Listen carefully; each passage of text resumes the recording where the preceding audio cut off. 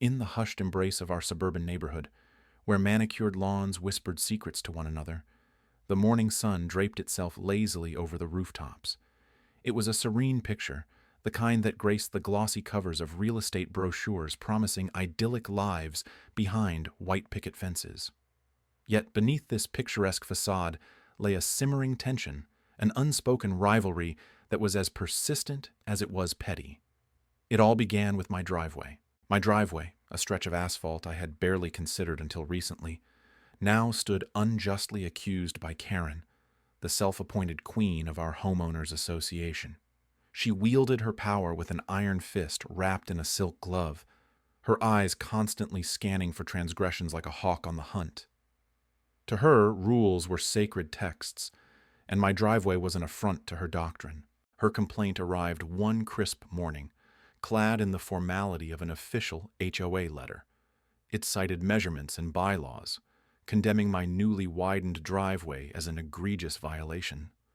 Too wide for the standards, it claimed, a phrase as hollow to me as the sound of a distant echo.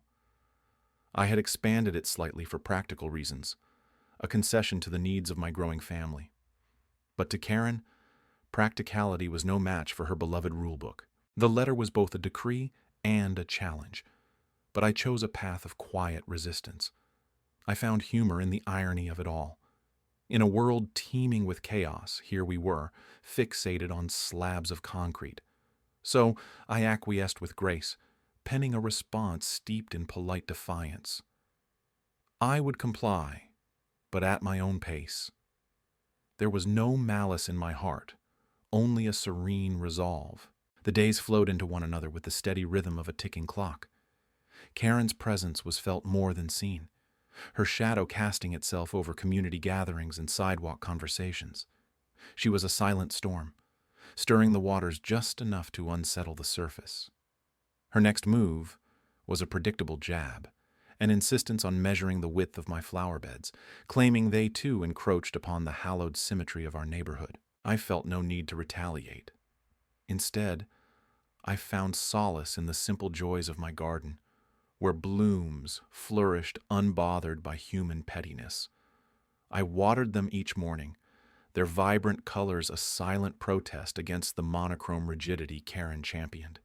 And as I tended to my plants, a plan unfurled in my mind, as naturally as the petals opening at dawn. It was in these quiet moments of reflection that I realized the best response to her tyranny was not aggression, but subtlety.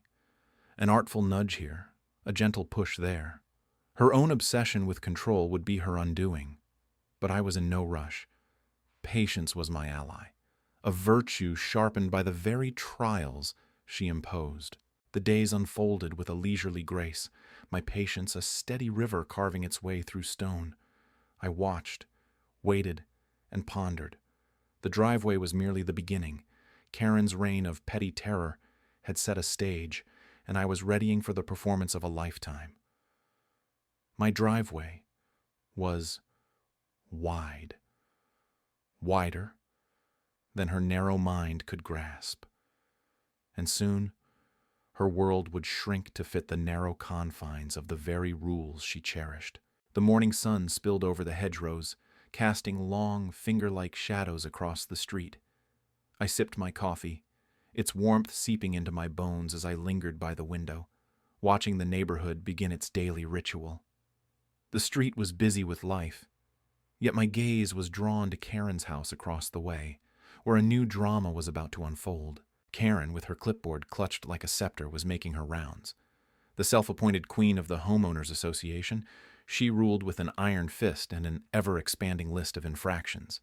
Her latest decree: my driveway was too wide, a breach of standards she'd discovered in the bylaws after much rooting about. It seemed absurd, but then again, so was she. As if on cue, the door to her house opened. Out she came, a tempest wrapped in pastel, storming toward my mailbox. She deposited a crisp envelope, the thin paper a harbinger of bureaucratic ire. I imagined it contained another citation or demand, penned in her precise, looping script. I watched her walk away, her stance stiff with self-righteous purpose. She was a maestro of discontent, conducting a symphony of disapproval with every step. Her wrath was like clockwork, predictable, yet somehow still surprising in its fervor. I set my mug down and walked to the mailbox. The letter was predictably verbose, an opera of complaints about paint colors, lawn height, and of course my renegade driveway. Each word a tiny dagger aimed at conformity, demanding fealty to her arbitrary whims. Karen's rules were spreading through the neighborhood like a noxious weed, tangling lives with their thorny presence. Yet, beneath the surface, a quiet rebellion simmered. Neighbors whispered in grocery store aisles, their words hushed conspiracies of resistance. I could feel it growing, a communal frustration building against the tyranny of her authority. I returned inside, the envelope crumpled in my hand, a token of her escalating vendetta. Her letters were meant to intimidate, but they only steeled my resolve. I glanced at the plans laid out on my kitchen table, blueprints of retribution. My driveway, they said, was too wide. But perhaps hers, I mused, was just narrow enough to become a maze of inconvenience. The irony of it all was delicious. She had unleashed a cascade of absurdity, and now I would return the favor. It was not the path I'd have chosen, but war had been declared, and the battlefield was set. I imagined her frustration, trying to navigate her own driveway, narrowed just enough to infuriate without breaching her precious regulations. The thought was a balm, soothing the sting of her petty grievances. My plan was simple, my intent clear. An eye for an eye, a driveway for a driveway. If rules were her weapon, then I'd wield them just as deftly. The sun continued its climb, casting light upon the shadows she'd sown. As the day unfurled, so too did the quiet power of my decision. The neighborhood buzzed with the sound of lives being lived, each note a counterpoint to the discord she drummed. And in that symphony, I heard the beat of my own resolve, steady and unyielding. The morning sun pierced through my blinds, painting stripes of light across the floor. I watched dust particles dance in the beams, feeling a strange sense of calm before the inevitable storm. There was no escaping it now. The neighborhood was a pot about to boil over, and soon everyone would be scorched by the steam. I sipped my coffee slowly, savoring the bitterness as it lingered on my tongue. I had a front row seat to the unfolding drama across the street. Karen's driveway, once an expanse wide enough to accommodate her self-righteous SUV and overflow of grievances, now resembled a narrow lane through which her vehicle could hardly squeeze. I had made sure of that. Overnight, the slender passage of dirt and gravel had closed in like the resolving tension of a well-played symphony. Neighbors began to notice. At first it was just a raised eyebrow from old Mrs. Jenkins as she shuffled along the sidewalk with her yapping terrier. Then, whispers began weaving through the community like a creeping vine.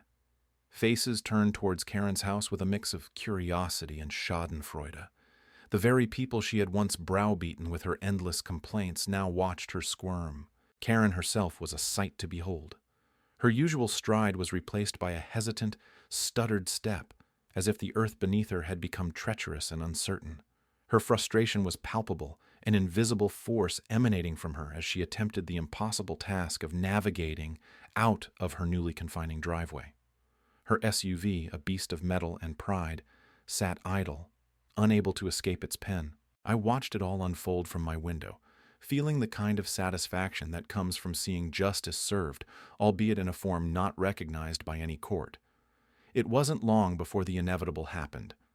Karen emerged, her face a portrait of barely contained fury. She gestured wildly at the driveway, her flailing arms cutting the air with indignation. It was then that the neighborhood's unspoken rules came into play.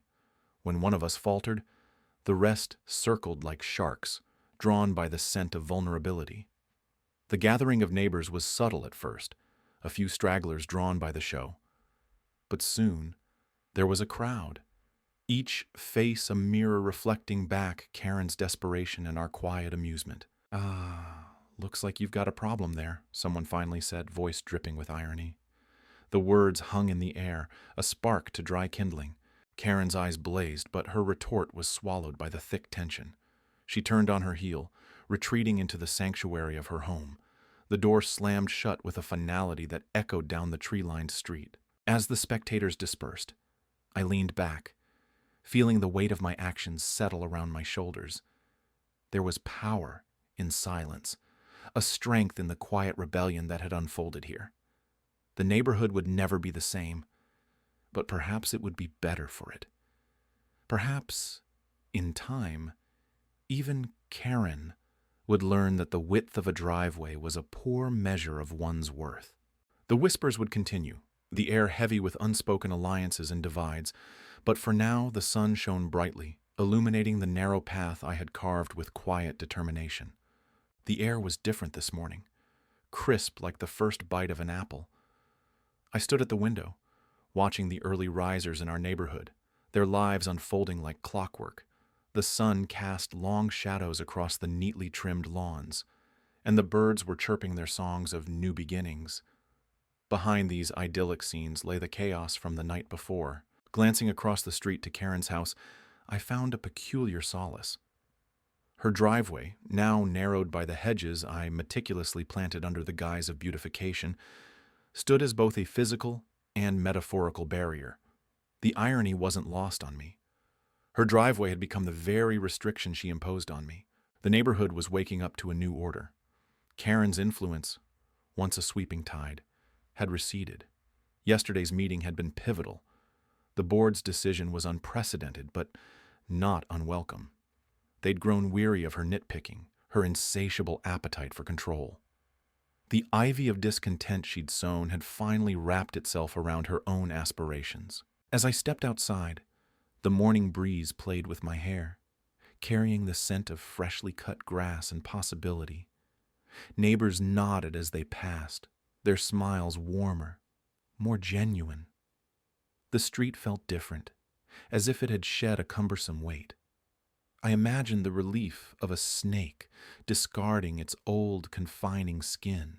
Karen appeared, her posture a portrait of defiance. But there was something different in her eyes, a resignation she could no longer mask.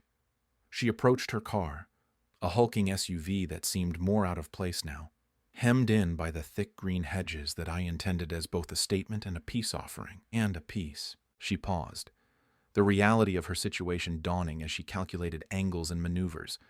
It was all silent, a wordless dialogue between us. Our eyes met briefly, a fleeting moment where the victor and vanquished silently recognized the thin line that had separated them. I turned away, focusing on the blooming flowers in my garden, each petal a reminder that beauty often thrives on adversity.